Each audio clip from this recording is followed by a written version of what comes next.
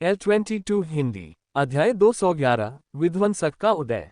Auxiliary brain ने अभी अभी 200 मिलियन अमेरिकी डॉलर का इनामी कार्य स्थापित किया था। तभी डार्क वेब एडमिन ने एक टेक्स्ट संदेश भेजकर पूछा कि क्या यानफेई द्वारा पोस्ट किया गया इनामी कार्य और इनाम की राशि सही है। ऑक्सिलरी ब्रेन की मदद से यानफेई ने तुरंत जवाब दिया और कार्य की सामग्री और इनाम की राशि की प्रामाणिकता की पुष्टि की। इसके बाद डार्क वेब एडमिन ने यानफेई से अनुरोध किया कि वह 200 मिलियन डॉलर का इनाम एक निर्दिष्ट डार्क वेब मार्जिन खाते में जमा कर दे। जैसे ही मार्जिन खाते में धनराशि प्राप्त होगी, यानफेई का इनामी कार्य डार्क वेब पर सभी पंजीकृत उपयोगकर्ताओं को दिखाई देगा।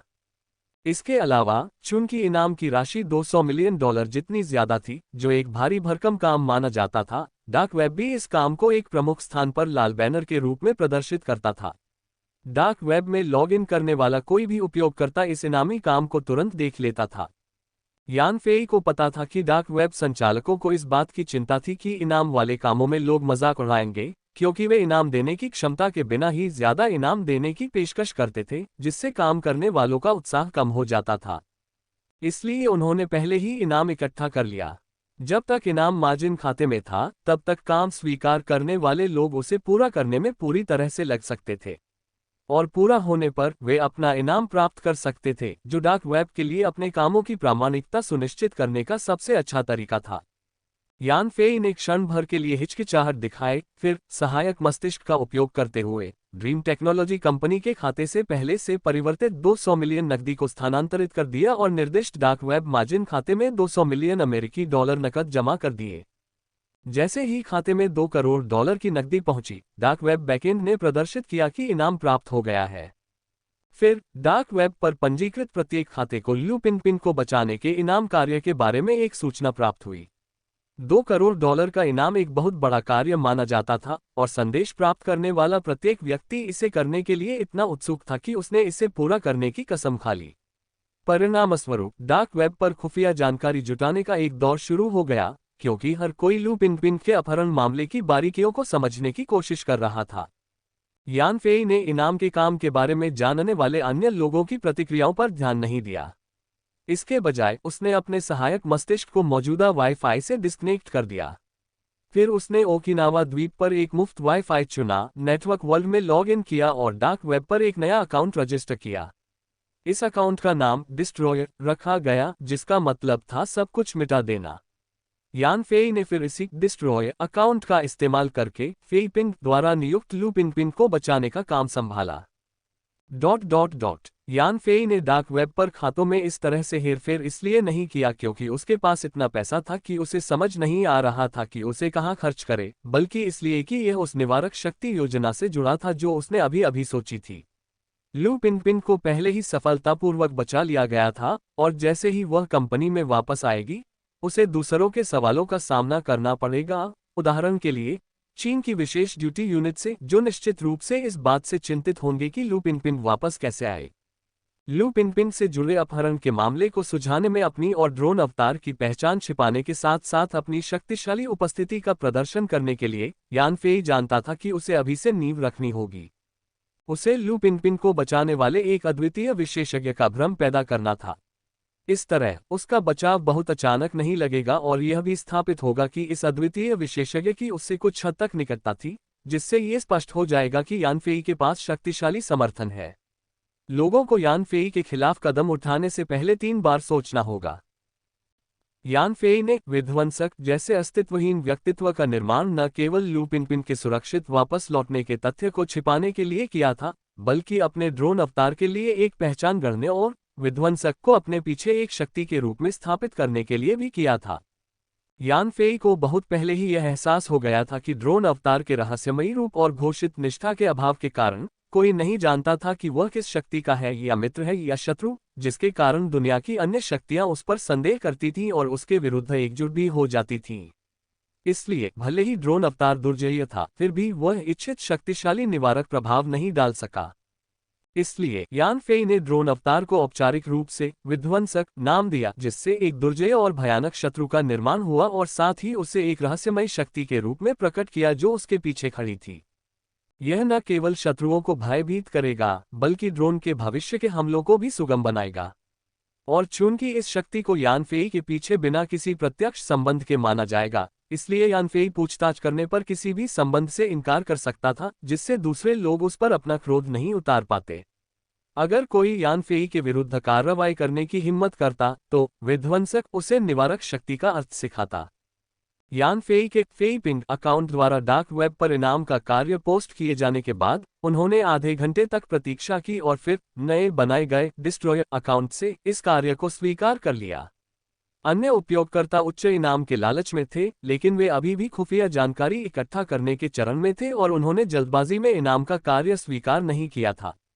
डार्क वेब पर कोई कार्य स्वीकार किए जाने के बाद गायब नहीं होता। जब तक कार्य पूरा नहीं हो जाता, तब तक कोई भी इसे स्वीकार कर सकता है। यान फेई ने ये सारी व्यवस्थाएं पूरी कर ली। उसके बाद उसने डार्क वेब की गतिविधियों में कोई और शामिल नहीं हुआ, बल्कि ड्रोन को पश्चिम की ओर उड़ाना जारी रखा। 20 मिनट बाद ड्रोन अवतार चुपचाप जापान और अमेरिकी सैन्य बलों की रडार निगरानी को तोड़कर शंघाई के पास के पानी में वापस आ गया। रात के 10 बज चुके थे, बाहर घना अंधेरा था, लेकिन यान फेई ने तुरंत किनारे पर न जाने का फैसला किया। इसके बजाय वह ड्रोन कॉकपिट में ही रहा, समुद्र की सतह के नीचे छिपकर इंतजार करता रहा। इंतजार के दौरान लू पिनपिन की नींद नहीं खुली। अब जब उसने लू पिनपिन को बचा लिया था और कई तनावपूर्ण दिनों के बाद आखिरकार आराम कर लिया था, तो यान फेई पूरी रात कॉकपिट में सो गया। हालांकि वह लू पिनपिन को गोद में लिए बैठा बैठा सोया था, लेकिन उसे नींद खास तौर पर मीठी लग रही थी। उसे और भी ज्यादा खुशी इस बात से हुई कि यूनान के बन्ना शहर से शंघाई लौटने के बाद से यान फेई को बार बार आने वाले अजीब सपने आना बंद हो गए थे, जिनकी वजह से वह भूल जाता था। अब जब वह सोता था तो उसे बहुत कम सपने आते थे और वह दिन के उजाले तक सो सकता था। अजीब सपनों की पीड़ा से मुक्त होकर यान फेई स्वाभाविक रूप से तरोताजा और स्फूर्तिवान महसूस करता था। अगले दिन सुबह 6 बजे शंघाई के पूर्वी आकाश में भोर के संकेत दिखाई देने लगे, जो एक नए दिन की शुरुआत का संकेत था। यान फेई ने समय का हिसाब लगाया, ऑक्सिलरी ब्रेन से सो रही लू पिनपिन की तस्वीर खींची, डिस्ट्रॉयर अकाउंट से डार्क वेब पर लॉग इन किया और फेई पिंग द्वारा पोस्ट किए गए इनामी टास्क के तहत सो रही लू पिनपिन की तस्वीर अपलोड की। फिर उसने लिखा, कल रात उत्तरी प्रशांत महासागर में हत्यारे संप्रदाय के 10 हत्यारों को मार गिराया, उनकी एक पनडुब्बी डुबो दी, लू पिनपिन को सुरक्षित बचा लिया और उसे क्लाइंट को सौंप दिया। आखिरकार उसने मिशन पूरा होने के लिए आवेदन कर दिया। ये सब समाप्त करने के बाद यान फेई ने सहायक मस्तिष्क का उपयोग करके खाते बदल दिए, फेई पिंग के खाते पर लॉगिन किया, अपना स्वयं का इनाम कार्य पाया, विध्वंसक के पूरा होने के आवेदन पर क्लिक किया और टिप्पणी की, विध्वंसक के लिए धन्यवाद, लू पिनपिन को बचा लिया गया है। फेई पिंग के खाते से पुष्टि मिलने के बाद डार्क वेब ने तुरंत स्थानांतरण की प्रक्रिया शुरू कर दी। कुछ ही देर बाद डिस्ट्रॉयर द्वारा दिए गए बैंक खाते में 19 करोड़ अमेरिकी डॉलर का इनाम जमा कर दिया गया। डार्क वेब के सामान्य संचालन को सुनिश्चित करने के लिए संचालकों ने प्रत्येक इनाम भुगतान पर 5% शुल्क लिया। 20 करोड़ डॉलर की नकद राशि से 5% शुल्क काटने के बाद शेष राशि 19 करोड़ डॉलर रह गई। डार्क वेब द्वारा इनाम राशि से 5% शुल्क लेने पर किसी ने आपत्ति नहीं जताई, क्योंकि डार्क वेब शक्तिशाली और विश्वसनीय था। जब तक कार्य पूरा हो जाता तब तक इनाम प्राप्त किया जा सकता था, इसलिए सभी ने डार्क वेब पर काम करना चुना और 5% शुल्क को एक प्रकार का कर मान लिया। freewebnovel.com विध्वंसक द्वारा इनाम वसूलने के लिए इस्तेमाल किया गया बैंक खाता वही था जिसे यान फेई ने पहले ही एहतियात के तौर पर एक स्विस बैंक में उच्च गोपनीयता के साथ पंजीकृत करा लिया था। हालांकि ये लू पिनपिन के अपहरण की घटना में काम आया और इसका इस्तेमाल विध्वंसक के समर्पित प्राप्तकर्ता खाते के रूप में किया गया, जिससे उसका इच्छित उद्देश्य पूरा हुआ। सब कुछ हो जाने के बाद यान फेई आखिरकार बेहोश लू पिनपिन को शंघाई के एक सुनसान तट पर ले आया। जैसे ही यान फेई जमीन पर पहुंचा, ड्रोन अवतार डूबता रहा, शंघाई के अपतटीय जल में बिना हिले डुले छिपा रहा, यान फेई के अगले आह्वान का इंतजार करता रहा। यान फेई को पता ही नहीं था कि फेई पिंग अकाउंट से डार्क वेब पर पोस्ट किए गए इनाम के काम ने पहले ही काफी हलचल मचा दी थी।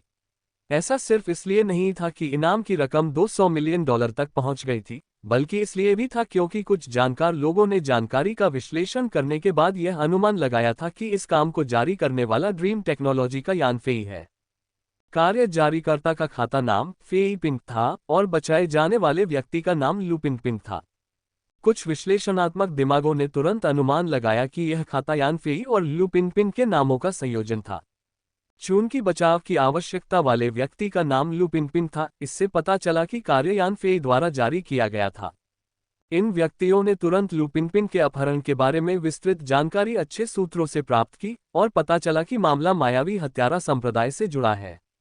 स्थिति का आकलन करने के बाद भी जब उन्हें कार्य के बारे में पता था, तब भी किसी ने इसे स्वीकार करने की हिम्मत नहीं की, क्योंकि वे हत्यारा संप्रदाय का सामना कर रहे थे और किसी को भी विश्वास नहीं था कि वे उनसे एक बंधक को सुरक्षित रूप से छुड़ा सकते हैं। असफल होकर हत्यारा संप्रदाय को नाराज करना केवल और अधिक परेशानी लाएगा। इस प्रकार इन लोगों को इनाम का काम पूरा करना नामुमकिन सा लग रहा था। लेकिन सबको हैरानी हुई जब सिर्फ आधे घंटे के अंदर ही डिस्ट्रॉयर नाम के एक नए अकाउंट ने ये काम स्वीकार कर लिया। कुछ लोगों ने तो डिस्ट्रॉयर का मजाक भी उड़ाया, ये सोचकर कि उसने पूरी कहानी जाने बिना ही यह काम ले लिया है, मानो ये किसी खोई हुई बिल्ली या कुत्ते को ढूंढने जितना आसान काम हो। उन्हें यकीन था कि डिस्ट्रॉयर को भारी नुकसान होगा। freewebnovel.com। हालांकि उन्हें इस बात की उम्मीद नहीं थी कि 6 घंटे से भी कम समय बाद डिस्ट्रॉयर ने लू पिनपिन की एक तस्वीर अपलोड की और मारे गए हत्यारों की संख्या और स्थान का विवरण दिया, जिससे इनाम का कार्य पूरा होने का प्रमाण मिला। इसके अलावा जारीकर्ता ने पुष्टि की कि लू पिनपिन को बचा लिया गया है और डिस्ट्रॉयर को धन्यवाद दिया। कार्य पूरा होने की पुष्टि होने के बाद डार्क वेब संचालकों ने डिस्ट्रॉयर के बैंक खाते में $190 मिलियन की भारी भरकम राशि स्थानांतरित कर दी। नतीजतन नवागंतुक डिस्ट्रॉयर डार्क वेब के अंडरवर्ल्ड में जल्द ही प्रसिद्ध हो गया।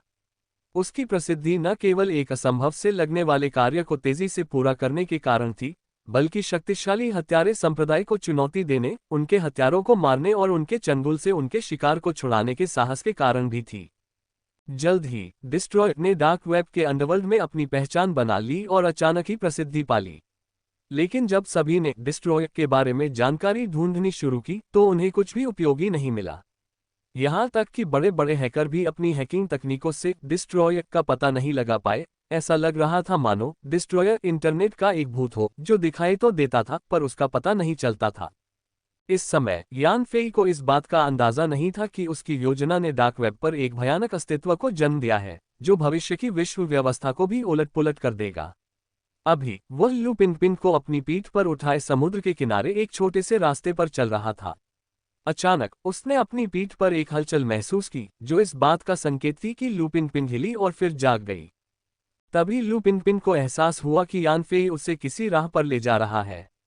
उसने अपना सिर यान फेई की पीठ पर टिका दिया, अपनी बाहें उसकी गर्दन में डाल दी और बोली, फेई, क्या हम मर गए हैं? क्या अब हम पाताल लोक जा रहे हैं? यान फेई अचंभित रह गया और उसके कुछ बोलने से पहले ही लू पिनपिन ने आगे कहा, जब हम मेंगपो से मिलेंगे तो मैं उसका मेंगपो सूप नहीं पीना चाहता। मैं इस जीवन की यादें संजोकर रखना चाहता हूँ। freewebnovel.com। यान फेई हंसे बिना नहीं रह सकी और बोली, पिनपिन, हमारे आसपास देखो, हवा ताजी है, पक्षी गा रहे हैं, फूलों की खुशबू आ रही है और सूरज चमक रहा है। क्या ये तुम्हें भयानक और भयावह पाताल लोक जैसा लग रहा है?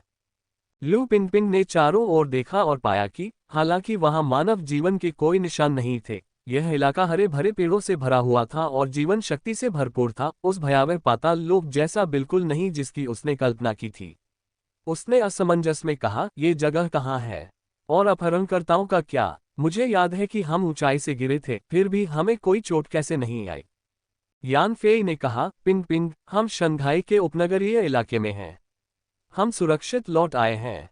जहां तक उन अपहरणकर्ताओं की बात है, मैंने उन सभी को मार गिराया है। हम सचमुच ऊंचाई से गिरे थे, लेकिन मेरी कुछ विशेष क्षमताओं की वजह से हम न तो मरे और न ही घायल हुए। इसके बजाय हम तमाम मुश्किलों के बावजूद बच निकले और अपहरणकर्ताओं के अड्डे से सफलतापूर्वक निकल आए। यान फेई का लू पिनपिन के साथ एक बहुत ही खास रिश्ता था, और चूंकि वह खुद को सीप्लेन पर देख चुकी थी और उसकी कुछ खास क्षमताओं का भी पता लगा चुकी थी, इसलिए उसने उससे सच्चाई नहीं छिपाई। हालांकि उसने उसे ड्रोन के बारे में नहीं बताया, क्योंकि लू पिनपिन हवा में बेहोश थी और उसने ड्रोन नहीं देखा था। यान फेई ने लू पिनपिन की सुरक्षा के लिए ऐसा किया। वह जितना कम जानती उतनी ही सुरक्षित रहती। लेकिन लू पिनपिन चतुर थी और उसने विमान में हुई घटनाओं के विवरण से पहले ही कुछ सच्चाई का अनुमान लगा लिया था, क्योंकि वह जानती थी कि यान फेई का संयोगवश सामना हुआ होगा। हालांकि उसने दोनों पक्षों की शर्मिंदगी से बचने के लिए इस बारे में बात नहीं की। लू पिनपिन यान फेई की पीठ पर लेट गई, उसके चौड़े कंधों की ताकत महसूस कर रही थी। जब उसे एहसास हुआ कि वह मरी नहीं है, तो उसकी आंखें चमक उठीं और उसने कहा, फेई, मुझे नहीं पता था कि तुम इतने प्रभावशाली हो। तुमने न सिर्फ मेरा स्थान ढूंढ लिया, बल्कि किसी को बचाने के लिए हवाई जहाज पर भी सवार हो गए। यान फेई ने मुस्कुराते हुए जवाब दिया, चाहे तुम कहीं भी हो, अगर तुम खतरे में हो तो मैं तुम्हें बचाने आऊंगा। जहां तक मेरे हुनर की बात है, तो मैं हाल ही में अभ्यास कर रहा हूं। ये छोटे बच्चे मेरा मुकाबला कैसे कर सकते हैं? लू पिनपिन ने कहा, फेई, अगर मुझे फिर कभी बंधक बना लिया जाए, तो प्लीज मुझे बचाने मत आना। मैं नहीं चाहता कि तुम्हें कोई नुकसान हो। पिछली रात बहुत खतरनाक थी। 10,000 मीटर की ऊंचाई पर एक बार फिसलना भी विनाशकारी हो सकता था। मुझे आज भी इसके बारे में सोचकर चक्कर आ रहा है। यान फेई हंसी पर चुप रही। ऐसी स्थिति में चाहे कितनी भी खतरनाक क्यों न हो, वह उसकी मदद कैसे नहीं कर सकता था। अचानक लू पिनपिन को कुछ याद आया और उसने पूछा, फेई, मेरे अपहरण के बाद मेरी 2 महिला अंगरक्षकों का क्या हुआ? यान फेई ने उत्तर दिया, लियू होन दुश्मन द्वारा गंभीर रूप से घायल हो गया था और अभी भी अस्पताल में बेहोश है। वांगली को दुश्मन ने मार डाला है। लू पिनपिन को दुख हुआ और उन्होंने कहा, उन्होंने इस दौरान मेरी पूरी लगन से रक्षा की। मुझे बचाने के लिए उन्होंने बड़ी कीमत चुकाई और मैं कभी नहीं भूलूंगा कि कैसे उन्होंने बहादुरी से उन अपहरणकर्ताओं को रोककर मेरी रक्षा की। यान फेई ने कहा, वे बेहतरीन सैनिक और बेहतरीन अंगरक्षक थे। उनके साथ जो हुआ, उसका मुझे गहरा अफसोस है। इसलिए मैं उनके मामलों का ध्यान रखूंगा। हम अपने वीरों को खून और आंसू दोनों बहाने नहीं दे सकते। लू पिनपिन ने आगे कहा, वांग ली इकलौती बेटी थी, उसके 2 बुजुर्ग माता पिता पीछे रह गए थे। हमें वांग ली के मामलों को ठीक से संभालना होगा और उसके माता पिता की अच्छी देखभाल करनी होगी। हम लियू होन को हमेशा बिस्तर पर नहीं रहने दे सकते। हमें उसे सबसे अच्छे अस्पताल में भेजना होगा और उसके ठीक होने के लिए सबसे अच्छे विशेषज्ञों को बुलाना होगा। यान फेई ने जवाब दिया, मैं उन दोनों का सारा ध्यान रखूंगी। अभी तुम्हारे लिए सबसे जरूरी है कि तुम ठीक से आराम करो। वैसे तुम्हें कैसा लग रहा है? कहीं कोई तकलीफ तो नहीं हो रही? लू पिनपिन ने अपना सिर हिलाया। जब मैं अभी उठी तो मुझे अपने शरीर में कुछ सुन्नता महसूस हुई, लेकिन अब ये बहुत बेहतर है और मुझे कोई असुविधा महसूस नहीं हो रही है। यान फेई ने कहा, मुझे ये सुनकर राहत मिली कि तुम ठीक हो। वैसे क्या तुम्हें अपने बॉयफ्रेंड को इस बड़ी घटना के बारे में बताना होगा और उसे यहाँ बुलाना होगा? लू पिनपिन ने सिर हिलाया, चलो उसे नहीं बताते। अगर उसे पता नहीं चला तो कोई बात नहीं। एक बार जब उसे पता चलेगा तो वह जरूर परेशान होगा। और वैसे भी उसकी नौकरी अभी मेरी नौकरी से काफी मिलती जुलती है। हम दोनों अपने करियर के अहम मोड़ पर हैं। मुझे डर है कि अगर उसे यह बात पता चली तो उसके काम पर असर पड़ेगा। यान फेई ने बात करना बंद कर दिया। लू पिनपिन को आगे बढ़ाता रहा और फिर एक बड़े पार्क में पहुंच गया।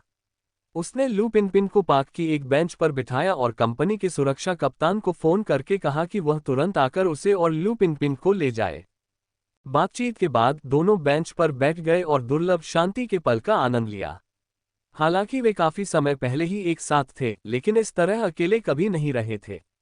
साथ बैठकर उन्हें विश्वविद्यालय में बिताए अपने बचपन के दिन याद आ गए और उनके दिलों में शांति और आनंद का एहसास हुआ। सुबह का समय था और धीरे धीरे आस पड़ोस के लोग पार्क में कसरत करने के लिए आने लगे। संगीत की धुनें और बच्चों की किलकारियां गूंज रही थीं। हर जगह मानो जीवन उमड़ रहा था। लू पिनपिन ने अचानक पूछा, फेई, मैंने सुना है कि अपहरणकर्ता 30 अरब अमेरिकी डॉलर की फिरौती के बारे में बात कर रहे हैं। ये सब क्या है? freewebnovel.com। यान फेई ने जवाब दिया, यह एक लंबी कहानी है और मैं इसे कम समय में स्पष्ट रूप से नहीं समझा सकती। चलो वापस आने तक इंतजार करते हैं, फिर मैं तुम्हें सब कुछ बताऊंगी। लू पिनपिन चिंतित हो गए और बोले, फेई, हमारे खातों में इतने पैसे नहीं हैं। क्या तुमने कोई ऐसा समझौता किया है जो तुम्हें नहीं करना चाहिए था? या तुमने किसी साहूकार से उधार लिया है? वरना शंघाई के वो बैंक हमारी मदद कैसे कर सकते थे? तुम्हारे पास इतना पैसा कहाँ से आया? यान फेई ने आह भरी। यांग लियू ने एक बार कहा था कि वह लू पिनपिन जितना अच्छा व्यवसाय नहीं चला पा रही थी, और अब लग रहा था कि वह सही थी। लू पिनपिन बहुत तेज थी और उसे पहले से ही पता था कि जब कंपनी मुश्किल में होगी तो शंघाई के बैंकों के लिए उसे पैसे उधार देना नामुमकिन होगा।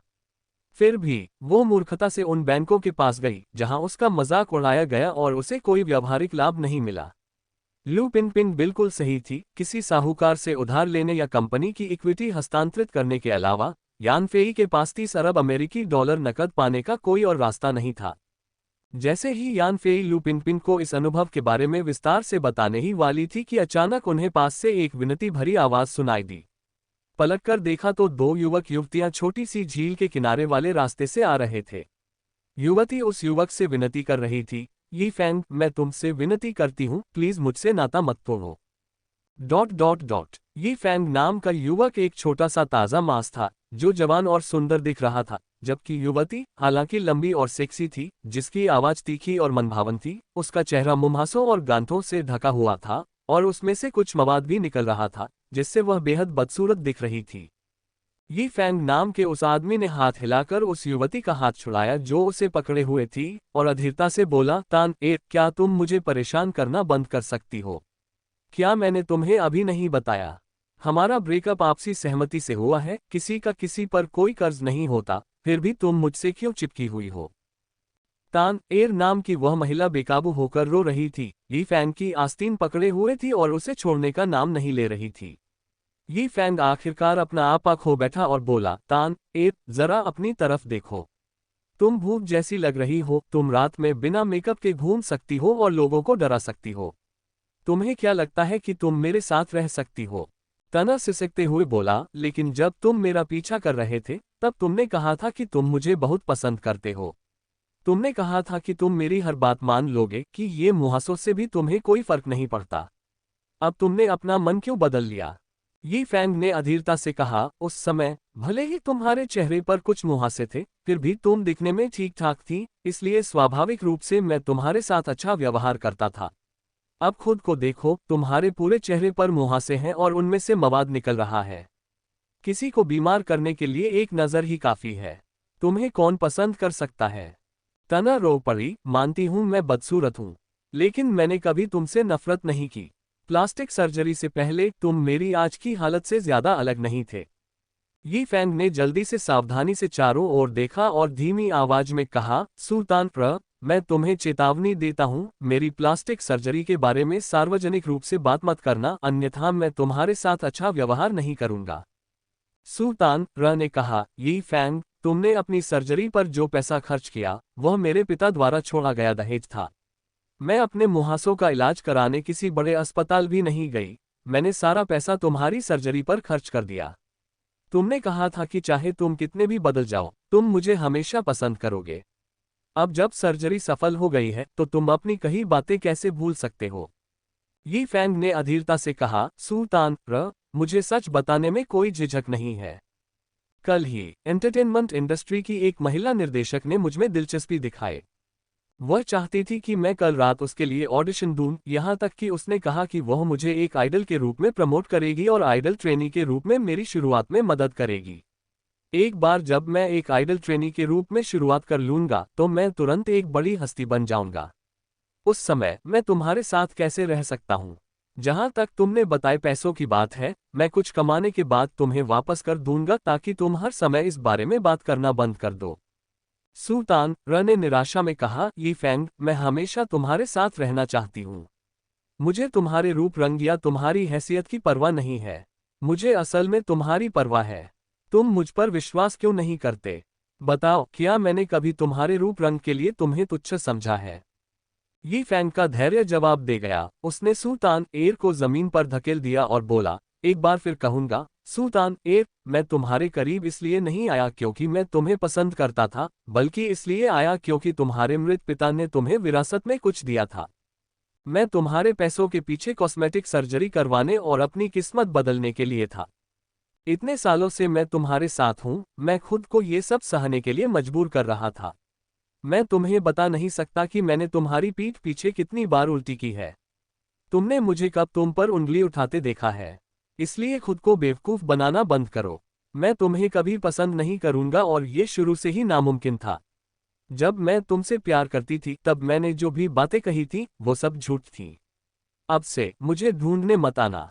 मैं चली गई हूं और अपना मोबाइल नंबर भी बदल लिया है। तुम मुझे फिर कभी नहीं ढूंढ पाओगी। इतना कहकर ये फैंग जमीन पर रो रही सुल्तान र की परवाह किए बिना मुड़ा और चला गया। यान फेई और लू पिनपिन ने उन दो युवाओं को अलग होते देखा और खुद को कुछ असहाय महसूस किया। इस दुनिया में बहुत सी चीजों के लिए लड़ा जा सकता है, लेकिन भावनाओं को जबरदस्ती नहीं किया जा सकता, ठीक वैसे ही जैसे यीफेंग और सुल्तान र के साथ हुआ। इसके अलावा पुरुषों और महिलाओं के बीच ये स्पष्ट नहीं होता कि कौन सही है और कौन गलत, क्योंकि सभी लोग मूकदर्शक हैं और उन्हें अपनी गहरी भावनाओं का एहसास नहीं होता। सुल्तान एर नाम की युवती कुछ देर जमीन पर रोती रही, फिर निराशा के भाव लिए खड़ी हुई, तालाब की रेलिंग पर चढ़ गई और आत्महत्या करने को तैयार हो गई। यान फेई ने भौहें चढ़ाई, आगे बढ़ा, और जैसे ही सुल्तान एर तालाब में कूदी, उसने उसे वापस खींच लिया और कहा, छोटी बहन, ये सिर्फ एक ब्रेकअप है, दुनिया का अंत नहीं। तुम आत्महत्या के बारे में क्यों सोच रही हो? सुल्तान रोते हुए बोली, मैंने अपने पिता की सारी विरासत यीफेंग की कॉस्मेटिक सर्जरी पर खर्च कर दी, यहाँ तक कि परिवार का घर भी गिरवी रख दिया। अब जब मैंने यीफेंग को खो दिया है और मेरे पास पैसे नहीं हैं, तो मुझमें जीने की हिम्मत नहीं बची है। लू पिनपिन ने आगे बढ़कर सुल्तान के चेहरे पर मुहासों की बारीकी से जांच की और पूछा, छोटी बहन, तुम्हारे चेहरे पर मुहासे क्यों हैं? सुल्तान ने जवाब दिया, जब मैं छोटी थी, मेरे चेहरे पर कुछ मुहासे थे, जिन्हें उस समय किसी ने गंभीरता से नहीं लिया। लेकिन बाद में मुहासे बदतर हो गए और मेरे रूप रंग पर गहरा असर पड़ा। तभी मैंने अस्पताल में डॉक्टरों को दिखाया और उन्होंने बताया कि यह एक गंभीर त्वचा परजीवी संक्रमण है। मैंने परजीवी संक्रमण के लिए कई इलाज करवाए, लेकिन कोई फायदा नहीं हुआ और मुहासे और भी बदतर हो गए। अंत में मेरा पूरा चेहरा ढक गया और मैं पूरी तरह से विकृत हो गई। लू पिनपिन ने उत्सुकता से पूछा, और आप यीफेंग से कब मिले थे? सुल्तान ने जवाब दिया, यीफेंग प्राथमिक विद्यालय में मेरा सहपाठी था, लेकिन स्नातक होने के बाद से हमने एक दूसरे को नहीं देखा था। बाद में किसी तरह उससे मेरा वीचैट मिल गया, हम एक दूसरे से जुड़ गए और बातचीत करने लगे। जब उसे मेरी विकृति के बारे में पता चला तो उसने मेरा पीछा करना शुरू कर दिया। मैंने सोचा, चूंकि मैं पहले से ही विकृत हूं और मैं भी उसकी मीठी बातों से मोहित हो गई थी, इसलिए मैं उसके पीछा करने के लिए तैयार हो गई। यान फेई ने भौहें चढ़ाई और पूछा, यीफेंग की कॉस्मेटिक सर्जरी के बारे में यह क्या है? सुल्तान रोते हुए बोली, मेरे पिता की मृत्यु हो गई और उन्होंने मुझे 5 लाख नकद की विरासत छोड़ी। वह पैसा असल में मेरे इलाज के लिए था, लेकिन यीफेंग ने कहा कि मेरे चेहरे पर मुहासे कोई बीमारी नहीं, बल्कि यौवन के दौरान होने वाला सामान्य हार्मोन स्राव है और कुछ समय बाद ये ठीक हो जाएगा और इसके लिए इलाज की जरूरत नहीं है। फिर उन्होंने कहा कि उन्हें कॉस्मेटिक सर्जरी के लिए दक्षिण कोरिया जाना होगा और सफल होने के बाद वह अभिनेता बन सकते हैं। उन्होंने वादा किया कि वह मेरी देखभाल करेंगे और मेरे मुहासों के इलाज में मदद करेंगे। मुझे नहीं पता कि उस समय मैंने उन पर क्यों विश्वास किया, लेकिन मैंने उन्हें दक्षिण कोरिया में अपनी कॉस्मेटिक सर्जरी के लिए 5 लाख रुपये दे दिए। मैंने कभी सोचा भी नहीं था कि सर्जरी के बाद वह सचमुच एक नन्हा मुन्ना बन जाएगा। फिर यीफेंग ने मुझसे कहा कि उसे अपने अभिनय करियर को आगे बढ़ाने के लिए कुछ पैसों की जरूरत है, इसलिए मैंने अपना घर उस कर्जदार के पास गिरवी रख दिया और उसे 10 लाख रुपये उधार दिए ताकि वह गाड़ी चला सके। अपनी कहानी सुनाने के बाद सुल्तानर फिर से फूट फूट कर रोने लगी। यान फेई और लू पिनपिन ने एक दूसरे को देखा, दोनों सोच रहे थे कि सुल्तान एर कितनी मूर्ख है जो इतने स्पष्ट घोटाले को नहीं पहचान पाए। यीफेंग कुछ और नहीं बल्कि एक रोमांस स्कैमर है जो उसके पैसे ठगकर भाग गया। बेशक ये भी हो सकता है, जैसा कि यीफेंग ने दावा किया था, कि किसी महिला निर्देशक ने उस पर ध्यान दिया हो और वह सचमुच स्टारडम की ओर बढ़ रहा हो। इस दुनिया में कुछ भी अजीब नहीं है, आमतौर पर प्यार के जालसाज अच्छे दिखने वाले होते हैं। लेकिन सुल्तान एर के वर्णन के अनुसार यीफेंग किसी भी कॉस्मेटिक सर्जरी से पहले एक बदसूरत आदमी था। ये तथ्य कि इतना बदसूरत आदमी प्यार का जालसाज बन सकता है और पैसे ऐंठने में भी कामयाब हो सकता है, वाकई हैरान करने वाला था। थोड़ी देर रोने के बाद सुल्तानर ने कहा, मैंने सब कुछ खो दिया है, यीफेंग गायब हो गया है और मैं उसे कई दिनों से ढूंढ रही थी।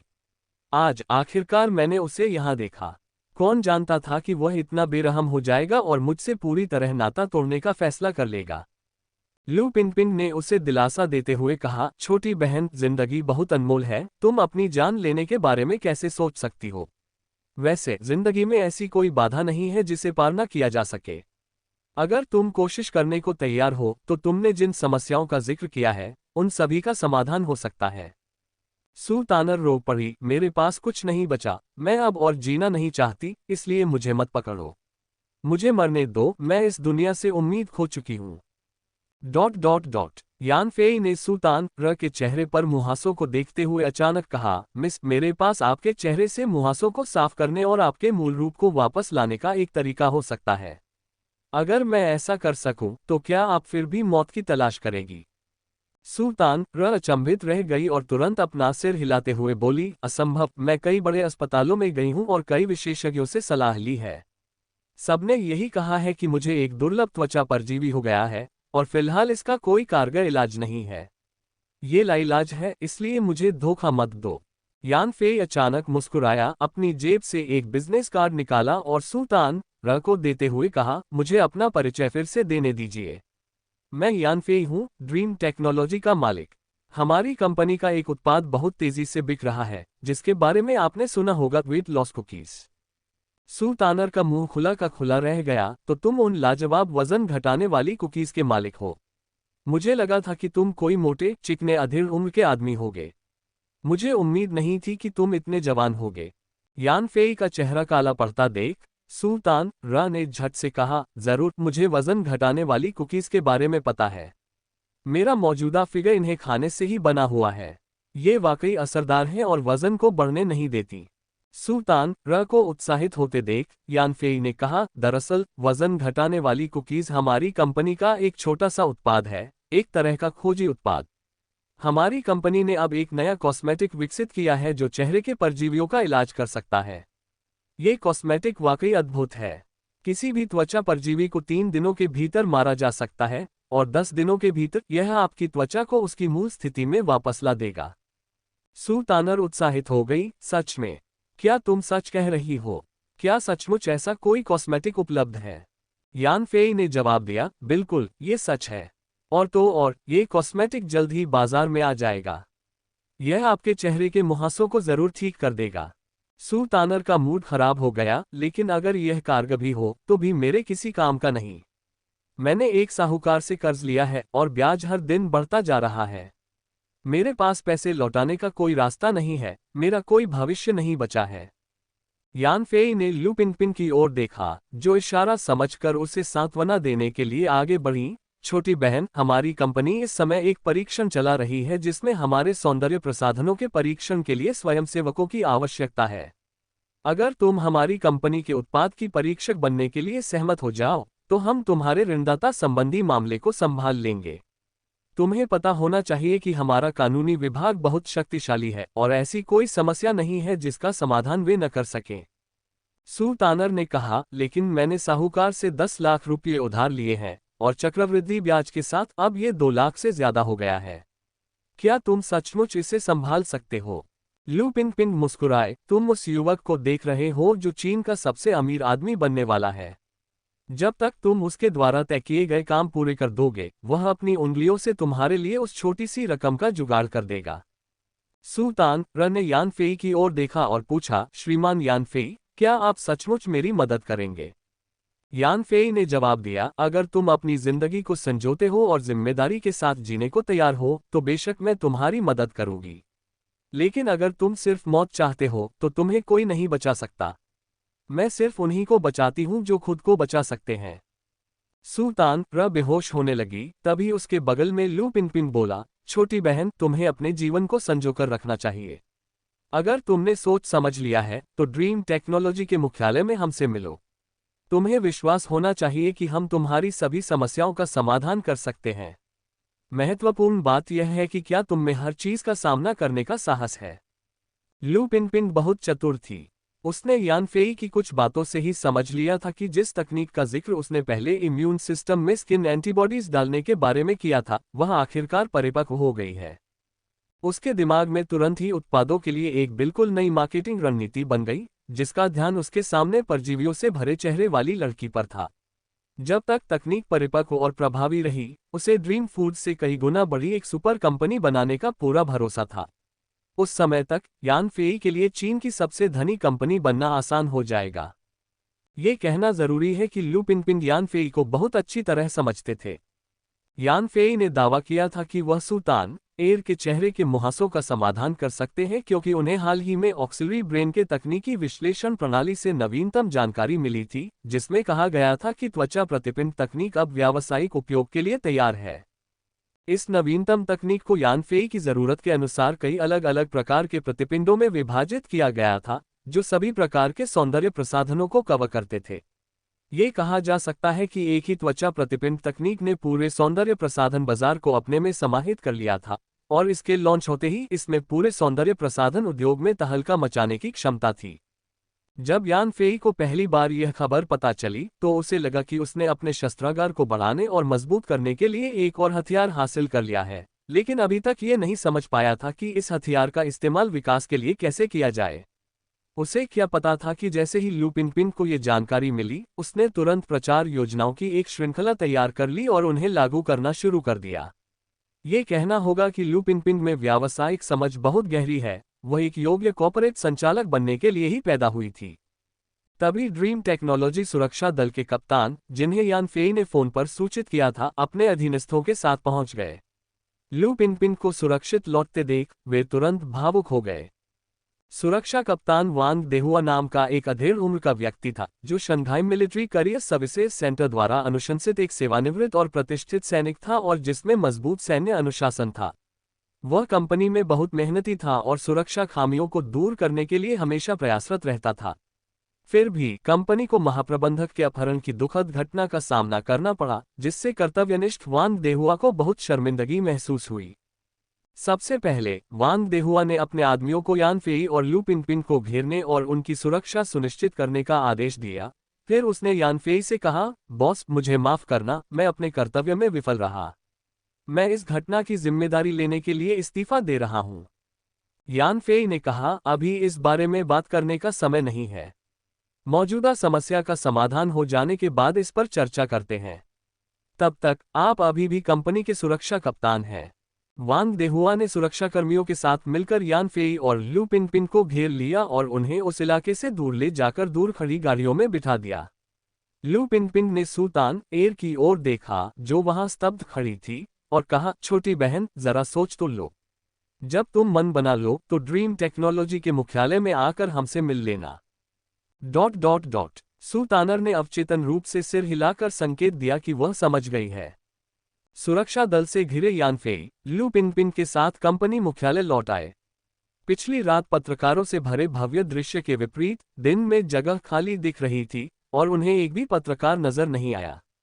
ऐसा लग रहा था कि पिछली रात यान फेई द्वारा उन्हें धोखा दिए जाने के बाद वे पत्रकार उनसे घृणा करने लगे थे। यान फेई और लू पिनपिन जैसे ही कंपनी की मौजूदा स्थिति पर चर्चा करने के लिए अपने कार्यालय में बैठे, एक अप्रत्याशित आगंतुक आ पहुंचा। वह आगंतुक एक युवती थी, कोई और नहीं बल्कि चाइना स्पेशल ड्यूटी यूनिट की यू शियाओ, और उसके पीछे धूप का चश्मा पहने एक चुपचाप बैठा आदमी था। यान फेई के बगल में लू पिनपिन को देखकर यू शियाओ ने कहा, श्री लू, आपकी सुरक्षित वापसी के लिए बधाई।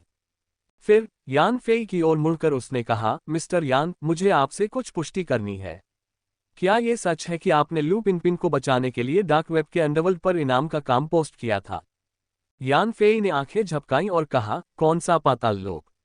कौन सा इनामी काम? मुझे नहीं पता तुम किस बारे में बात कर रहे हो। जब यान फेई ने डार्क वेब पर इनाम का कार्य डाला था तो उसका अपनी पहचान छिपाने का कोई इरादा नहीं था। उसका मकसद बस सबको ये बताना था कि इनाम का कार्य उसी ने पोस्ट किया था।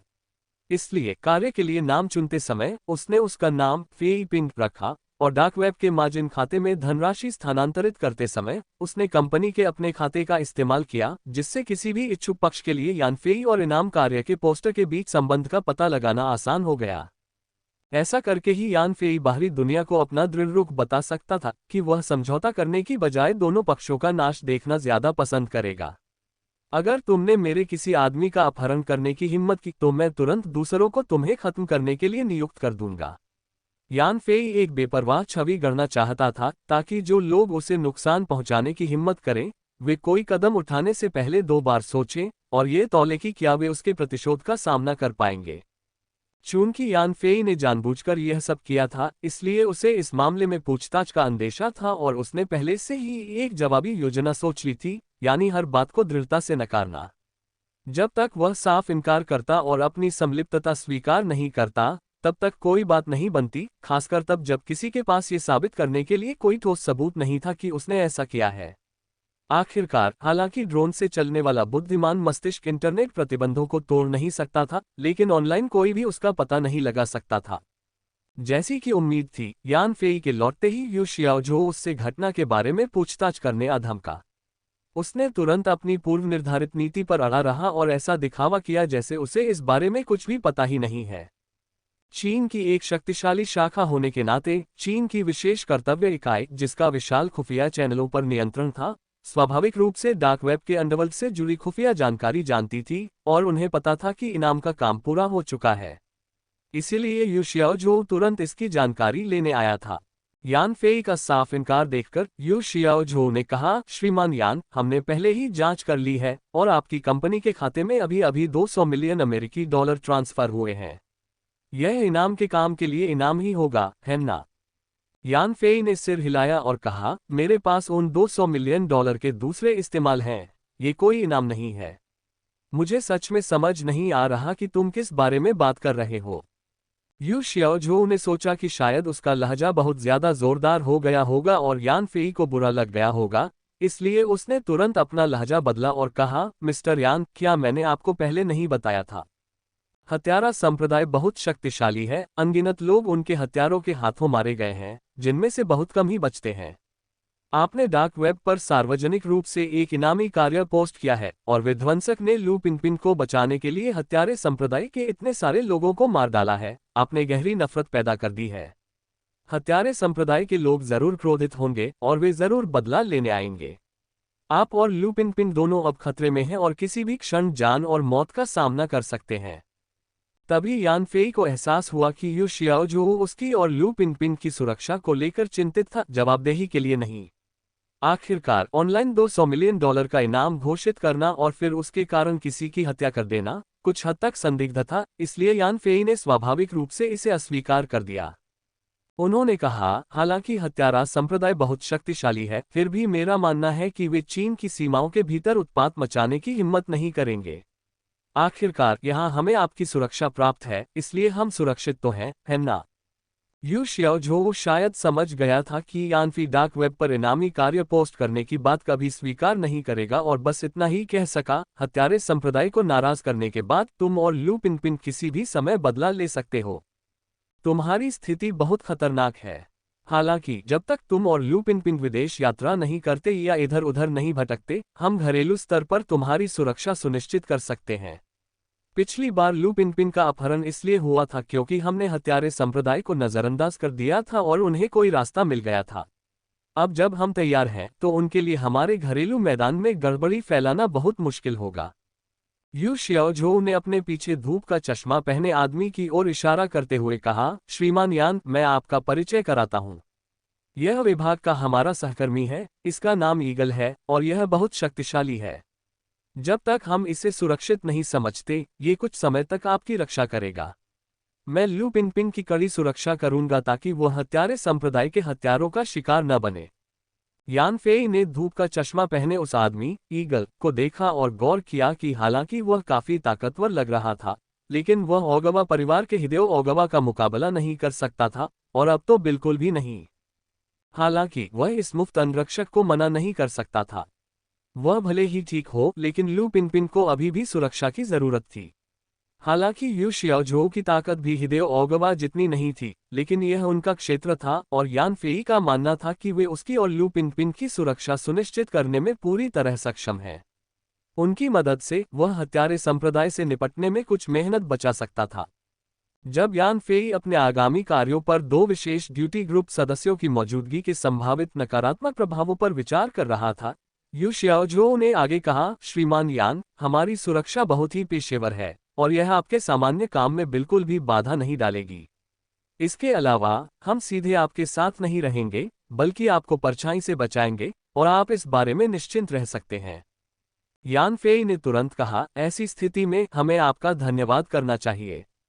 हत्यारे संप्रदाय के उन हत्यारों का पूरी तरह से सफाया नहीं हुआ है और हम अभी भी पूरी तरह से सुरक्षित नहीं हैं। हमें आपकी सुरक्षा की जरूरत है। इसलिए यू शियाओझो और ईगल, यान फेई और लू पिनपिन को कुछ एहतियाती सलाह देने और उनके लिए कुछ विशेष उपकरण छोड़ने के बाद ड्रीम टेक्नोलॉजी कंपनी छोड़कर चले गए।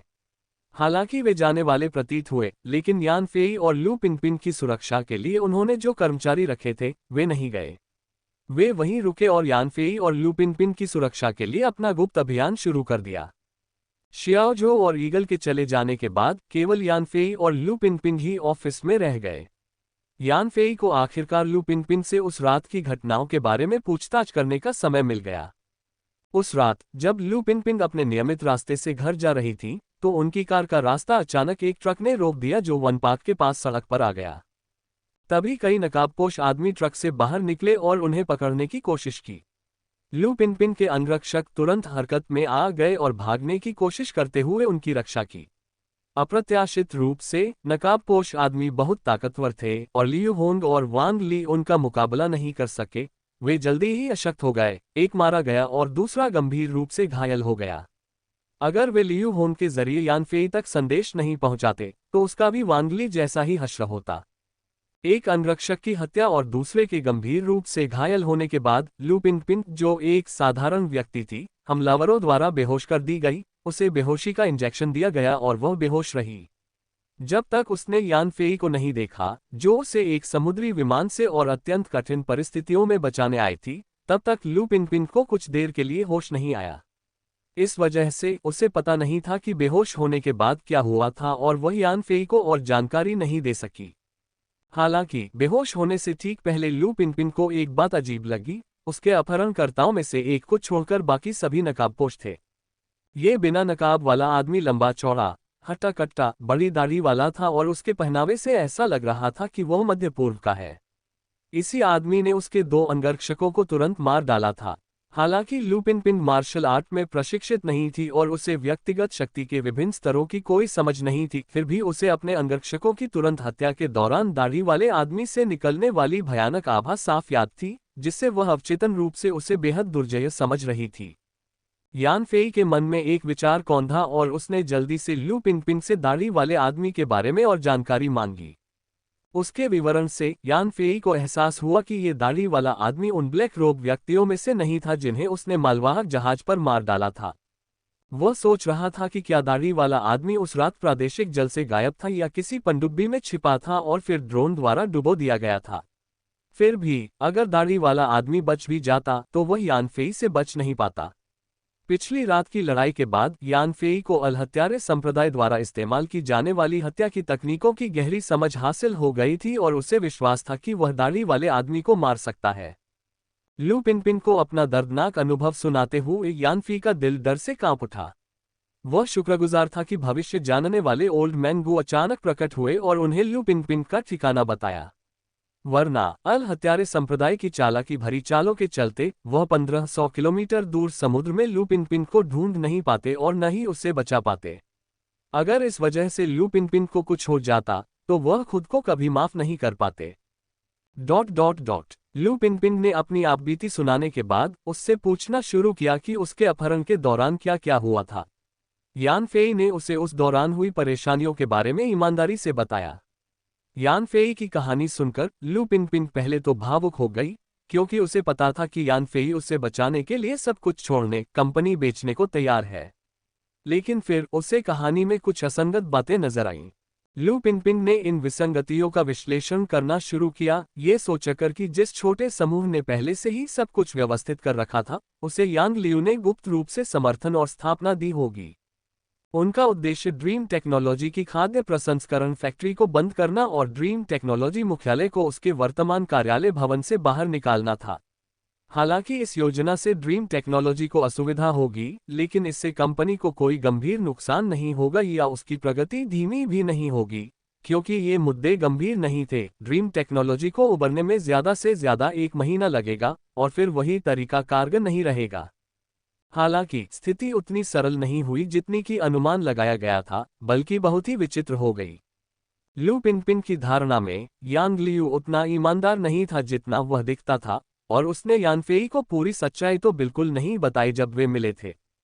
इस मोड़ पर अल हत्यारे संप्रदाय का प्रकट होना अपहरण और फिरौती मांगने की एक चाल मात्र नहीं था। शंघाई की नगरपालिका सरकार के अजीबोगरीब विरोध, शंघाई के प्रमुख बैंकों की टालमटोल और अंतर्राष्ट्रीय उद्यम पूंजी संस्थानों की असामान्य रियायतों के साथ कुछ भी सामान्य नहीं लग रहा था। इन असामान्य घटनाओं में से किसी एक का भी एक साथ घटित होना दुर्लभ होगा, एक साथ घटित होना तो दूर की बात है। इसलिए अगर ये असामान्य घटनाएं एक साथ घटित हुईं, तो इनके पीछे कोई बड़ी साजिश जरूर होगी। लू पिनपिन का विश्लेषण सुनकर यान फेई ने अपने संदेहों का पुनर्मूल्यांकन किया और महसूस किया कि बहुत से पहलू वास्तव में संदिग्ध थे। हालांकि उसने लू पिनपिन को बचा लिया था, लेकिन वह अपनी आर्थिक जंजीर टूटने के तात्कालिक खतरे को ही टाल पाया था। हालांकि पर्दे के पीछे का असली मास्टरमाइंड अभी तक सामने नहीं आया था। ये व्यक्ति अभी भी अंधेरे में छिपा हुआ था, यान फेई पर नजर रख रहा था और अपने नुकीले दांत दिखाकर यान फेई और लू पिनपिन पर फिर से हमला कर सकता था। जब तक इस व्यक्ति से निपटा नहीं जाता, यान फेई और लू पिनपिन दोनों ही निरंतर चिंता में रहेंगे। हालांकि सीमित जानकारी के साथ यान फेई और लू पिनपिन अपने विश्लेषण के बावजूद छिपे हुए मास्टरमाइंड की पहचान निर्धारित नहीं कर सके। तभी यान फेई का मोबाइल फोन अचानक बज उठा, एक अनजान नंबर दिखा। उसका दिल धड़क उठा, उसने फोन उठाया और स्पीकर से यांग लियू की आवाज आई, यान फेई, मैंने तुम्हें सचमुच कमाका था। मुझे उम्मीद नहीं थी कि तुम ऐसा करोगे और इतने लोगों के सामने मेरा अपमान कर दोगे। यान फेई ने कहा, यांग लियू, दरअसल मैंने ये तरकीब तुमसे सीखी है, मैं खुद एक सच्चा खलनायक हूँ। मैं तुम्हें अभी बता सकता हूं कि कल रात मैंने जानबूझकर तुम्हें उन पत्रकारों के सामने शर्मिंदा करने के लिए फंसाया था। क्या अब तुम संतुष्ट हो? यान फेई और यांग लियू दुश्मन बन गए थे और उनमें सुलह की कोई गुंजाइश नहीं बची थी, इसलिए यान फेई ने अपने प्रतिद्वंद्वी पर प्रहार करने के हर अवसर का फायदा उठाया तथा दुश्मन के आत्मविश्वास को कम करने के लिए अपने भाषण में अतिशयोक्ति की। यांग लियू चौंका, फिर जोर से हंसा और बोला, यान फेई, तो तुम भी तेज तर्रार और तीखे बोल वाली हो। लेकिन मुझे मानना होगा कि तुम बहुत भाग्यशाली हो कि तुम्हें लू पिनपिन को बचाने में मदद करने वाला कोई मिल गया। लेकिन ज्यादा घमंड मत करो, तुम्हारी हरकतों से दूसरे पक्ष को गुस्सा आ गया है। तुम और लू पिनपिन दोनों की जान किसी भी पल जा सकती है। मैं इस मामले में तुमसे बहस नहीं करूंगा। हालांकि हमारी लड़ाई अभी शुरू हुई है और अभी खत्म नहीं हुई है। अगली बार मैं तुम्हारी ड्रीम टेक्नोलॉजी जरूर छीन लूंगा। यान फेई ने ठंडे स्वर में उत्तर दिया, यांग लियू, ये सफलता पाने का आपका सबसे करीबी मौका था, लेकिन आपको फिर कभी मेरी कंपनी का अधिग्रहण करने का मौका नहीं मिलेगा। यांग लियू ने ठंडी हंसी हंसते हुए कहा, हम इस बारे में देखेंगे। ... तभी यांग लियू ने फोन रख दिया। लू पिनपिन ने भी यान फेई और यांग लियू की बातचीत सुनी और चिंतित होकर पूछा, फेई, उस यांग लियू ने क्या कहा? यान फेई ने कहा, उसने मुझसे बस कुछ तुच्छ शब्द कहे। वे बस एक हारे हुए व्यक्ति के अपनी इज्जत बचाने के लिए कहे गए कठोर शब्द थे, जिनका किसी भी नतीजे पर कोई असर नहीं पड़ेगा। हालांकि हमें भविष्य में उससे सावधान रहना होगा। मेरा अंतर्ज्ञान मुझे बताता है कि यह यांग लियू बहुत पेचीदा है। लू पिनपिन ने सिर हिलाया और कहा, हमें यांग लियू पर नजर रखनी ही होगी, मैं उसके आतंक को आपसे बेहतर जानता हूं। मुझे अभी अभी आपसे कंपनी की मौजूदा स्थिति के बारे में पता चला है और मुझे लगता है कि हमें एक प्रेस कॉन्फ्रेंस आयोजित करके कंपनी को पिछले कुछ दिनों में हुई समस्याओं के बारे में बताना चाहिए। इससे न सिर्फ हमारी टीम का मनोबल बढ़ेगा, बल्कि बाहरी दुनिया के संदेह भी कम होंगे। आखिरकार आगे हम जो भी करने वाले हैं उनमें से कई की घोषणा प्रेस कॉन्फ्रेंस में ही होगी। यान फेई ने जवाब दिया, ठीक है, मुझे ये मामले ज्यादा समझ नहीं आ रहे, इसलिए मैं इन्हें तुम्हारे हाथ में छोड़ता हूँ। लेकिन अभी तुम्हारे लिए सबसे जरूरी बात यह है कि तुम अस्पताल जाकर अपना चेकअप करवाओ और देखो कि कोई और स्वास्थ्य समस्या तो नहीं है। लू पिनपिन ने सहमति में सिर हिलाया, लेकिन कुछ सोचने के बाद उसने पूछा, फेई, यू शियाओझो ने अभी अभी जिस इनामी कार्य का उल्लेख किया था, वह क्या था? यान फेई ने बताया, इस दुनिया में इंटरनेट पर एक डार्क जोन है, जहां बड़ी संख्या में हताश भगोड़े इकट्ठा होते हैं और सभी प्रकाश से दूर अवैध कामों में लिप्त रहते हैं। मैंने उस वेबसाइट पर आपको बचाने के उद्देश्य से एक इनामी कार्य पोस्ट किया है, जिसमें 200 मिलियन अमेरिकी डॉलर का इनाम रखा गया है। लू पिनपिन ने कहा, लेकिन क्या तुमने ही मुझे बचाया था? तुम इनाम क्यों दे रहे हो? यान फेई ने उत्तर दिया, क्योंकि मैं नहीं चाहता था कि दूसरों को पता चले कि मैंने ही तुम्हें बचाया था, इसलिए मैंने जानबूझकर एक वैकल्पिक खाता पंजीकृत किया और तुम्हें वापस लाने के लिए उस पहचान का उपयोग किया। लू पिनपिन ने पूछा, तो क्या आपके पास अभी भी वे 200 मिलियन अमेरिकी डॉलर हैं? यान फेई ने कहा, ये कार्य मेरे वैकल्पिक खाते द्वारा स्वीकार कर लिया गया है, इसलिए स्वाभाविक रूप से मेरे पास अभी भी 200 मिलियन है। इसका मतलब है कि अब हमारे पास विदेशों में धन है, जिससे भविष्य में विदेशों में काम करना बहुत आसान हो जाएगा। लू पिनपिन ने एक पल सोचा, फिर अचानक पूछा, फे, क्या सचमुच तुम्हारे पीछे कोई शोध संस्थान नहीं है? क्या तुम्हारी तकनीक उनसे नहीं आती? चून की बातचीत इस मुकाम पर पहुंच चुकी थी, यान फेई के पास सच बताने के अलावा कोई चारा नहीं था। उसने सिर हिलाया और कहा, सही है, मेरी तकनीकें दरअसल मेरे एक संयोग से आए हैं। हालांकि इस संयोग को उजागर नहीं किया जा सकता। एक बार यह उजागर हो गया तो पूरी दुनिया मुझ पर हमला करेगी। इसीलिए मैंने अपनी तकनीकों की उत्पत्ति छिपाने के लिए उन शोध संस्थानों का निर्माण किया। यद्यपि यान फेई ने लू पिनपिन को अपनी प्रौद्योगिकियों के स्रोत के बारे में बताया, फिर भी उन्होंने ड्रोन अवतार तक अपनी पहुंच का उल्लेख नहीं किया। लू पिनपिन ने यान फेई पर इस भाग्यशाली मुलाकात के बारे में जोर नहीं दिया, क्योंकि वह जानती थी कि अगर वह उसे बता सकता है तो वह इसे छिपाएगा नहीं। अगर उसने उसे नहीं बताया होता तो यह वास्तव में ऐसी बात नहीं थी जिस पर चर्चा की जा सके। एक पल सोचने के बाद उसने कहा, अब जब आपने इसे स्पष्ट कर दिया है तो मैं हमारी वर्तमान स्थिति को समझ सकती हूँ। हम मूलतः एक कंपनी की ताकत का इस्तेमाल उन समूहों और ताकतों से लड़ने के लिए कर रहे हैं जो हमारी तकनीक पर लालच कर रहे हैं। हालांकि यह खतरनाक लग सकता है, लेकिन यह एक बड़ी चुनौती पेश करता है। मैंने लंबे समय से इतनी चुनौतीपूर्ण स्थिति का सामना नहीं किया है। हालांकि इसका मतलब है कि हमें अपनी विकास योजना में कुछ बदलाव करने होंगे। Free web novel. यान फेई ने पूछा, आपको क्या लगता है कि हमें किस तरह का समायोजन करना चाहिए? लू पिनपिन ने जवाब दिया, फेई, आपके पास कितनी शक्तिशाली तकनीक है? यान फेई ने उत्तर दिया, अभी तो मेरे पास केवल वजन घटाने वाली कुकीज और सौंदर्य प्रसाधन है, लेकिन भविष्य में मेरे पास निश्चित रूप से ऐसी शक्तिशाली तकनीक होगी जो पूरी पृथ्वी को पार कर जाएगी। लू पिनपिन ने कहा, ऐसी स्थिति में हमें संकोच नहीं करना चाहिए।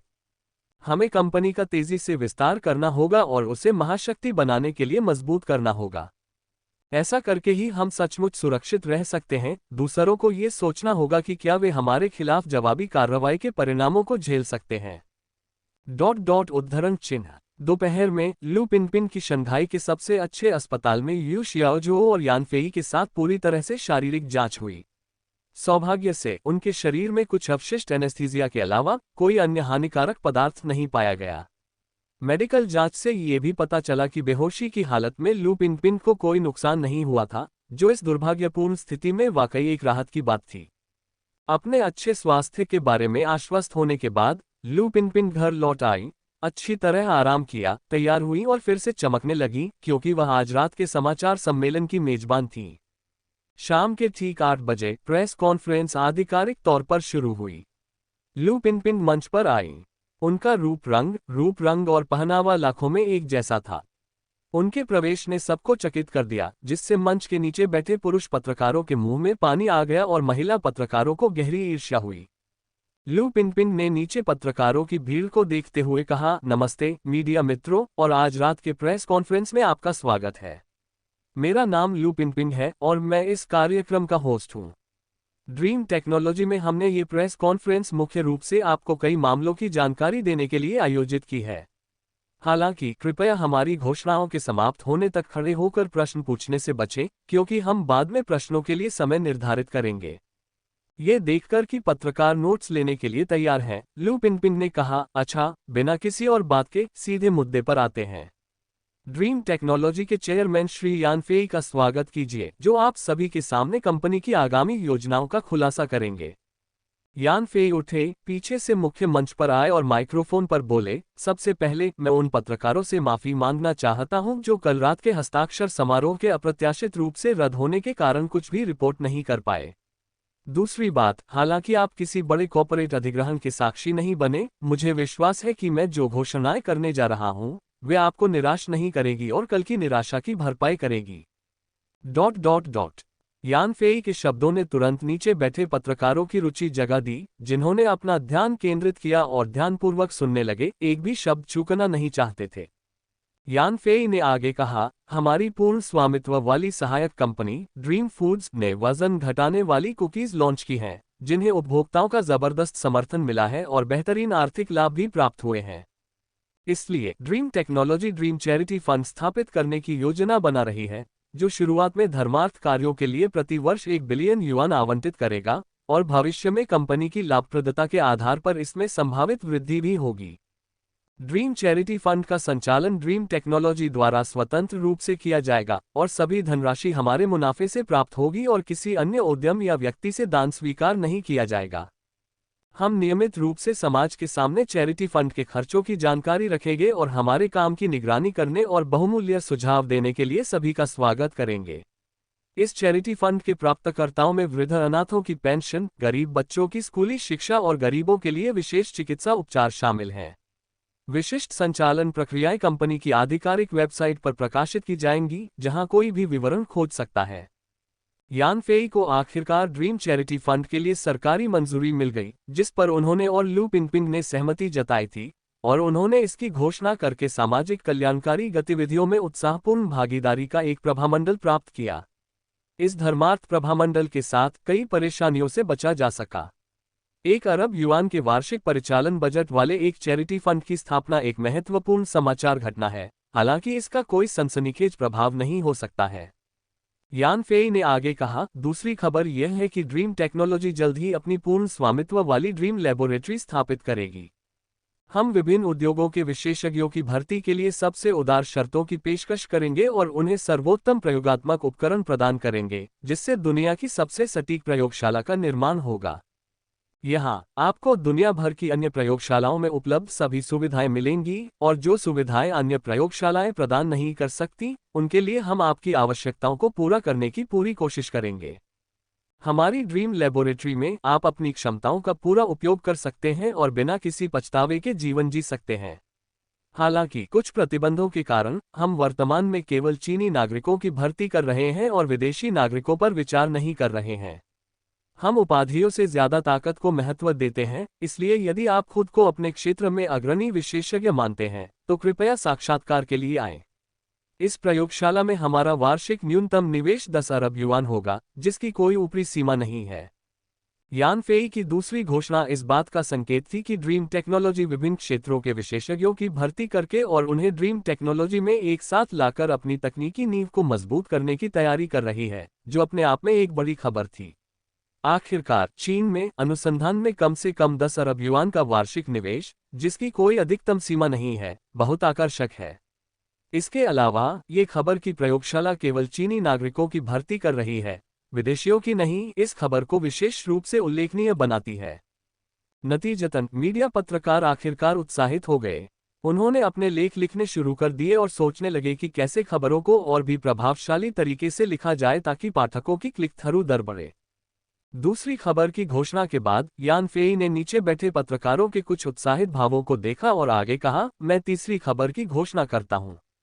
ड्रीम टेक्नोलॉजी की सहायक company dream foods processing factory और स्थानीय टाउनशिप के बीच भूमि उपयोग अधिकार विवाद को देखते हुए हम इस खाद्य प्रसंस्करण फैक्ट्री को हमेशा के लिए बंद करने की घोषणा करते हैं।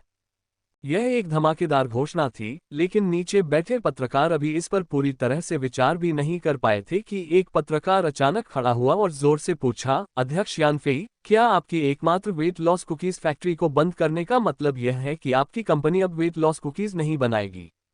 क्या आपकी वेट लॉस कुकीज में गुणवत्ता संबंधी कोई गंभीर समस्या है?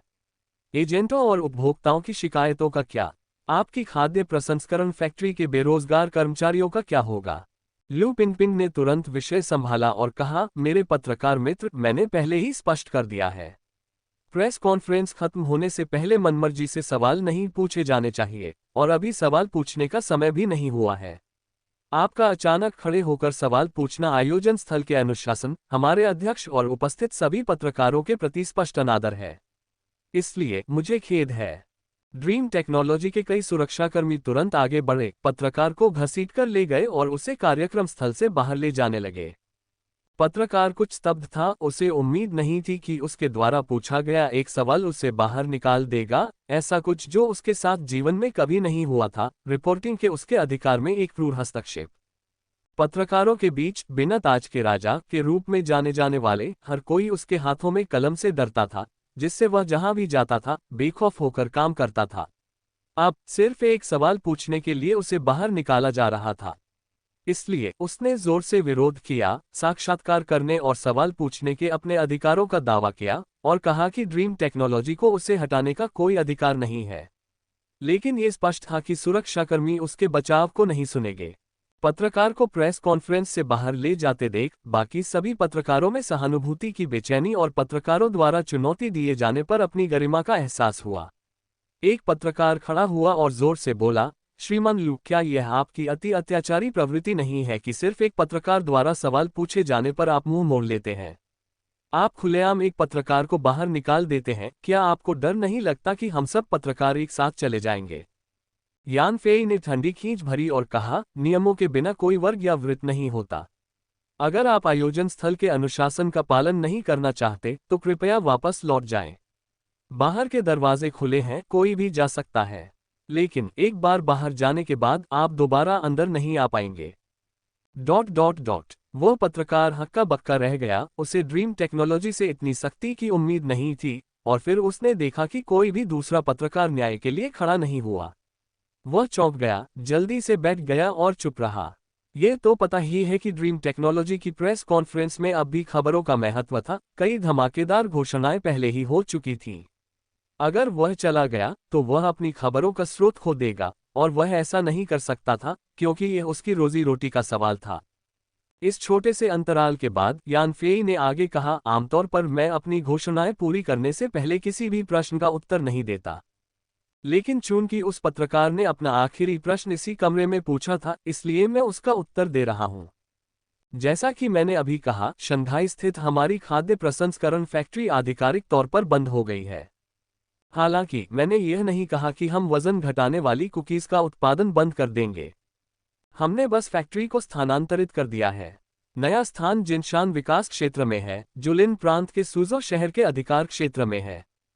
नई ड्रीम फूड्स प्रसंस्करण फैक्ट्री उत्पादन में पूरी गति से आगे बढ़ रही है और पहले ही उच्च गुणवत्ता वाले उत्पाद तैयार कर चुकी है। इसलिए जो एजेंट और उपभोक्ता हमारी कंपनी के उत्पादों की कमी को लेकर चिंतित है, वे हमारे उत्पादन को लेकर चिंतित न हों। हमारा वर्तमान उत्पादन न केवल घरेलू बाजार की भारी मांग को पूरा करने के लिए पर्याप्त है, बल्कि इसे पूरी दुनिया में भी फैलाया जा सकता है, ताकि दुनिया भर के लोग हमारी वजन घटाने वाली कुकीज का आनंद ले सकें। शंघाई खाद्य प्रसंस्करण फैक्ट्री के कर्मचारी या तो नई फैक्ट्री के साथ जिनशान विकास क्षेत्र में चले गए हैं, या अगर वे वहां काम करने के इच्छुक नहीं थे तो उन्होंने अपने श्रम अनुबंध समाप्त कर दिए हैं और अनुबंध के अनुसार विच्छेद भुगतान प्राप्त कर लिया है।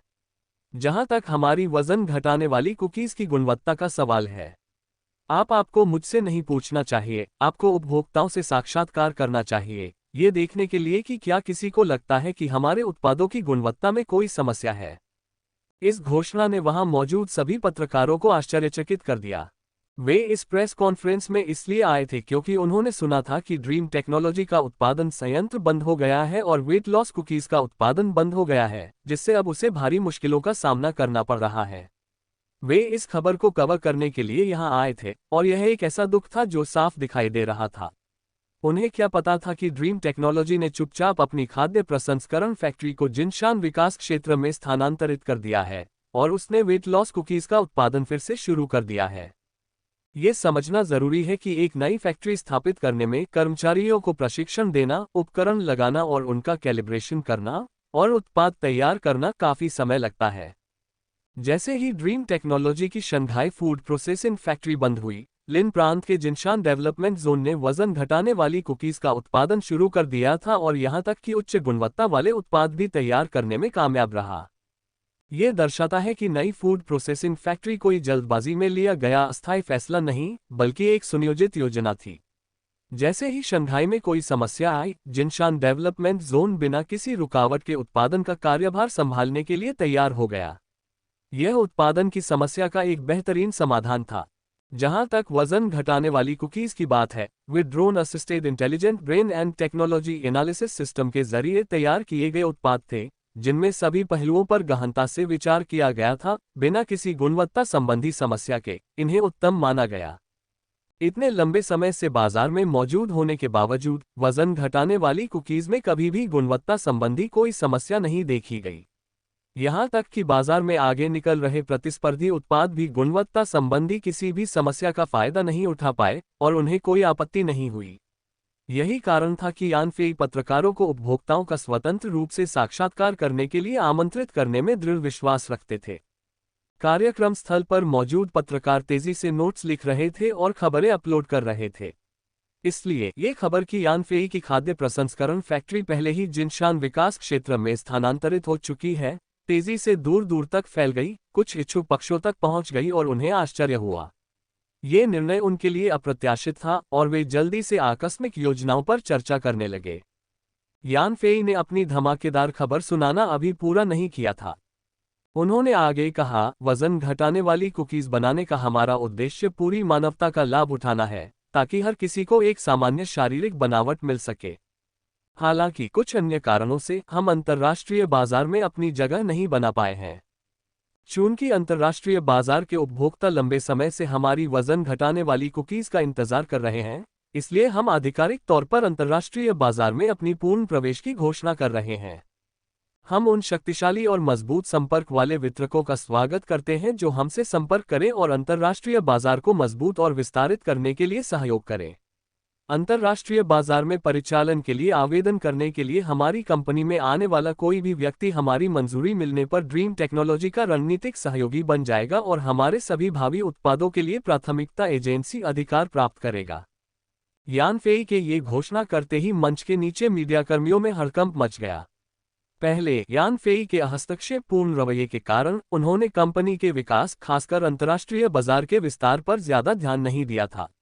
लेकिन लू पिनपिन के अपहरण, यांग लियू के दबाव और मदद के कई अनुरोधों को ठुकराए जाने के बाद यान फेई का नजरिया पूरी तरह बदल गया था। लू पिनपिन द्वारा याद दिलाए जाने पर यान फेई ने अंतर्राष्ट्रीय बाजार का तेजी से विकास करने का फैसला किया।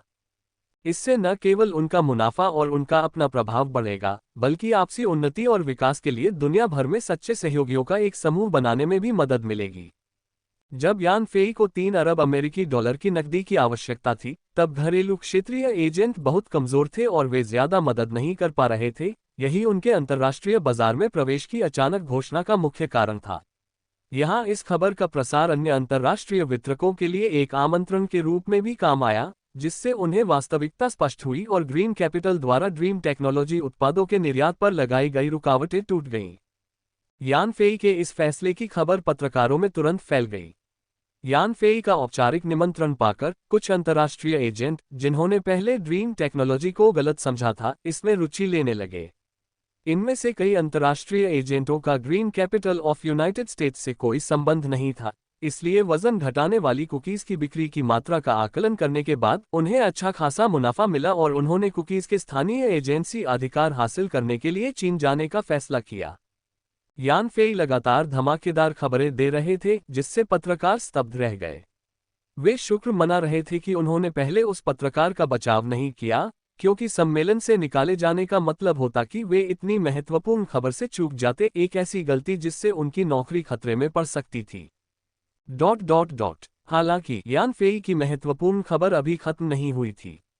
उन्होंने कहा, हमारे विशेषज्ञों के प्रयासों की बदौलत हमारी कंपनी की तकनीक ने एक महत्वपूर्ण सफलता हासिल की है और हम एक क्रांतिकारी उत्पाद लॉन्च करने वाले हैं।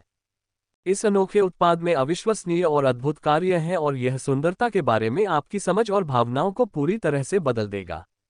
इसके अलावा इस उत्पाद की बाजार में अपार संभावनाएं हैं और इसका कोई प्रतिस्पर्धी नहीं है और बाजार में आने के बाद इसकी बिक्री वजन घटाने वाली कुकीज की बिक्री से कम 5 गुना होने की उम्मीद है। इस उत्पाद के चमत्कारी प्रभावों की पुष्टि के लिए हम दुनिया भर के कुछ उत्पाद परीक्षकों को इकट्ठा करेंगे। हम ड्रीम टेक्नोलॉजी की आधिकारिक वेबसाइट पर भर्ती की विस्तृत जानकारी पोस्ट करेंगे, इसलिए कृपया बने रहें। लू पिनपिन से सलाह मशविरा करने के बाद यान फेई ने आखिरकार स्किन एंटीबॉडीज का अपना तुरुप का पत्ता खेलने का फैसला किया। इस बार वह पूरी ताकत से ड्रीम टेक्नोलॉजी को एक महाविशाल उद्यम के रूप में विकसित करने की कोशिश कर रहा था। एक बार जब उसका व्यवसाय एक निश्चित स्तर पर पहुंच जाएगा, तो कोई भी उसकी आलोचना नहीं कर पाएगा, जिससे उसकी कंपनी पहले जैसी मुश्किलों में नहीं फंसेगी। नीचे बैठे पत्रकार पूरी तरह से हैरान थे। उन्हें जरा भी अंदाजा नहीं था कि यान फेई का यह अनोखा उत्पाद, जिसमें अविश्वसनीय और अद्भुत विशेषताएं हैं, आखिर है क्या, खासकर जब इसकी बाजार क्षमता इतनी विशाल है कि कोई प्रतिस्पर्धी उत्पाद उपलब्ध नहीं है। क्या ऐसा हो सकता है कि चीन ने रातों रात ऐसे उच्च तकनीकी उत्पाद विकसित कर लिए हो जो पश्चिमी देश नहीं बना सकते? उनके मन में सवालों की भरमार थी, लेकिन वे बेपरवाह होकर पूछने की हिम्मत नहीं जुटा पा रहे थे, क्योंकि उन्हें बाहर निकाल दिए जाने का डर था। ऐसा लग रहा था कि यान फेई और लू पिनपिन द्वारा एक पत्रकार को बदनाम करने की पिछली हरकत का बाकियों पर वाकई एक निवारक प्रभाव पड़ा था। अंत में यान फेई ने कंपनी के विकास के अगले चरणों की घोषणा पूरी की, जैसा कि लू पिनपिन के साथ चर्चा में हुआ था। यान फेई की जगह लेते हुए लू पिनपिन ने श्रोताओं को संबोधित करते हुए कहा, प्रिय पत्रकार मित्रों, आपको हमारे अध्यक्ष के शब्दों को सही ढंग से प्रस्तुत करना चाहिए और उनकी बेतुकी व्याख्या नहीं करनी चाहिए। उदाहरण के लिए, मैंने इंटरनेट पर अपने अपहरण की कुछ अफवाहें सुनी। मैं आपको बताना चाहता हूं कि यह खबर पूरी तरह से झूठी है। अगर मेरा अपहरण हुआ होता तो मैं यहां खड़े होकर आपसे कैसे बात कर पाता। लू पिनपिन की बात खत्म होते ही पत्रकार जोर से हंस पड़े। उनके पास ज्यादा गहरी जानकारी नहीं थी और वे लू पिनपिन के अपहरण के बारे में भी नहीं जानते थे, इसलिए उन्होंने उस उदाहरण पर हंसी से ठहाके लगाए जो लू पिनपिन ने अपनी बात शुरू करने के लिए इस्तेमाल किया था। ये देखकर कि यान फेई के पास कहने के लिए और कुछ नहीं बचा, लू पिनपिन ने घोषणा की, हमारे अध्यक्ष का वक्तव्य यही समाप्त होता है। अब हम प्रश्नोत्तर सत्र में आगे बढ़ेंगे। जिन पत्रकारों के पास प्रश्न है, कृपया अपने हाथ उठाएं।